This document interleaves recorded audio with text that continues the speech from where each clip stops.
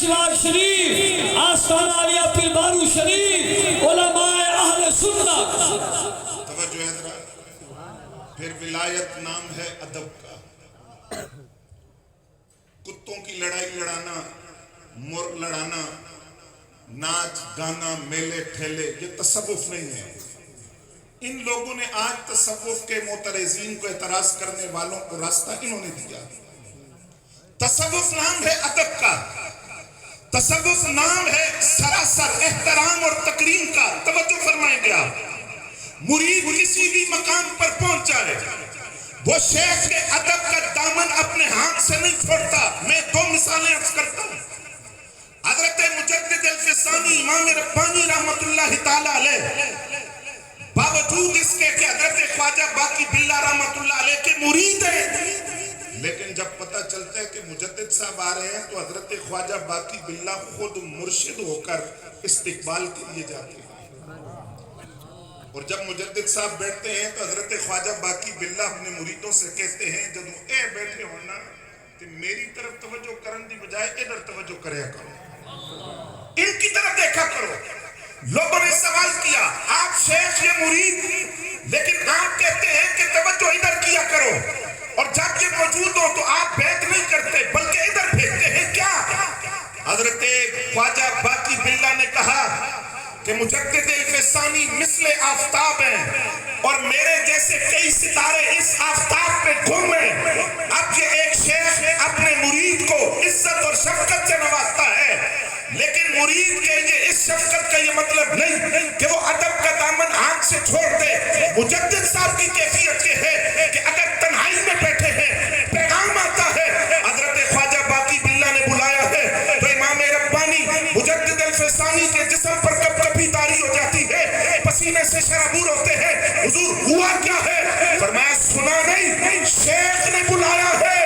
اگرچہ فاروقی النسل ہوں لیکن شیخ کے ادب کا تقاضا یہ ہے کہ شیخ کا بلاوا آئے تو مرید ادب کے سانچے میں ڈھل کر اپنے شیخ کی خدمت میں حاضر ہو جائے.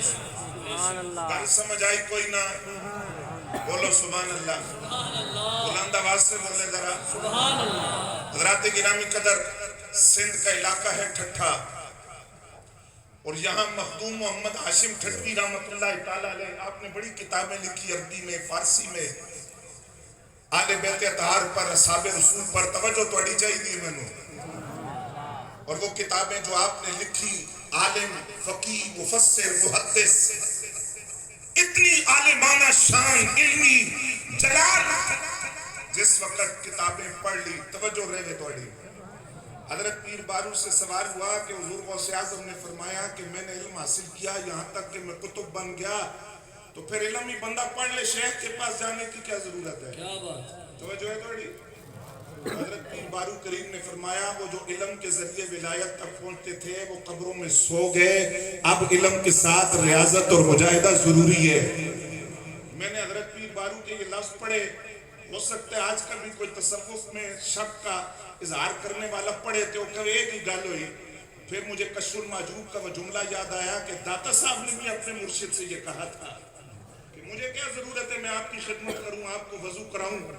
تو اللہ تعالیٰ نے انسان کے اس بات کا مکلف نہیں بنایا. فرمایا علی بن عثمان، رب جب کسی کو مقام دینا چاہتا ہے تو اپنے کسی محبوب کے قدموں میں ڈال دیتا ہے، اپنے کسی ولی کی سنگت میں لے آتا ہے. تو مخدوم محمد ہاشم ٹھٹوی فرماتے ہیں علم پڑھ لیا تو شوق ہوا اب کسی کی بیعت کروں. فرماتے سلسلہ نقشبندیہ کے ایک بزرگ تھے، ان کے پاس گئے، انہوں نے آسمان کی طرف دیکھ کر کہا قیامت تک جتنے میرے مرید ہیں یا آگے خلافت میں جو مرید چلیں گے ان میں تیرا نام نہیں ہے. اے ولی دی نگاہ ہے تے نبی دی نگاہ. فرمایا تم سلسلہ قادریہ میں کسی کی بیعت کر لو، یہ سلاسل کی محبت ہے، یہ سلسلہ فقیہ ہے، لیکن بعد اوقات مرید کئی سال کا زور لگا کر بھی اس مقام تک نہیں پہنچتا جہاں مرید ادب کر کے چند لمحوں میں پہنچ جاتا ہے. میں تجھے جانتا ہوں تو کون ہے جہاں سارے سلسلوں کی اجازت بھی دی ہے اور خلافت بھی. نعرہ تکبیر، نعرہ رسالت، نعرہ خلافت، نعرہ حیدری، تاجدار ختم نبوت، شان اولیاء. توجہ توجہ حضرات اس کا مطلب یہ ہوا کہ ولی کی نگاہ وہاں پہنچتی ہے جہاں عام بندے کی نگاہ نہیں پہنچتی. توجہ فرماؤ، اگر جاگ رہے تو میں جملہ عرض کر رہا ہوں. سبحان اللہ. حضرت پیر بارو رحمت اللہ علیہ کی خدمت میں ایک بد مذہب آیا اور کہنے لگا کہ معاذ اللہ ثم معاذ اللہ، نبی کو غیب کا علم نہیں تو یہ بابے ان کو کیا پتا غیب کا علم کیا ہوتا ہے، یہ کیا جانا. کیسا کمال ہے.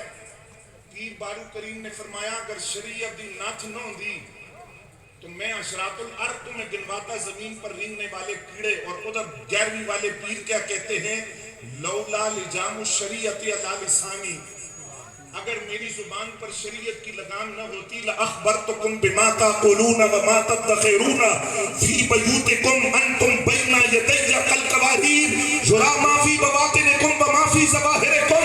11ویں والے پیر کہتے ہیں